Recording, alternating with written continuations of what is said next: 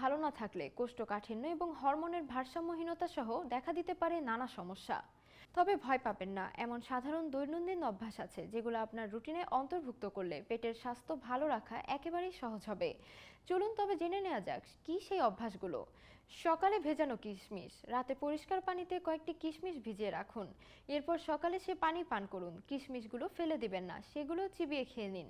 কিশমিশ ফাইবার এবং প্রাকৃতিক শর্করা দিয়ে পরিপূর্ণ, যা হজম এবং অন্ত্রের গতিবিধি নিয়ন্ত্রণে সহায়তা করে। ঠিক সময়ে খাওয়া, নিয়মিত বিরতিতে খাবার খাওয়ার অভ্যাস একটি সুস্থ পাচনতন্ত্র বজায় রাখার জন্য অপরিহার্য। আপনার অন্ত্রকে খুশি রাখতে এবং মসৃণভাবে কাজ করতে প্রতিদিন একই সময় সকালের নাস্তা, দুপুরের খাবার এবং রাতের খাবার খাওয়ার লক্ষ্য রাখুন। মধ্য সকালে চিয়া বীজ, 1 গ্লাস পানিতে 1 চামচ চিয়া বীজ ভিজিয়ে আপনার হাইড্রেশন এবং ফাইবার গ্রহণের পরিমাণ বাড়ান এবং বেলা 10টা-11টার দিকে পান করুন। চিয়া বীজ হলো পুষ্টি এবং ফাইবারের একটি পাওয়ার হাউস, যা পেটের স্বাস্থ্য ভালো রাখতে কাজ করে। 4. হাইড্রেটেড থাকুন। আপনার পরিপাকতন্ত্রকে সচল রাখতে দিনে অন্তত 3 লিটার পানি পান করুন। মল নরম করার জন্য এবং কোষ্ঠকাঠিন্য প্রতিরোধের জন্য সঠিক হাইড্রেশন অপরিহার্য।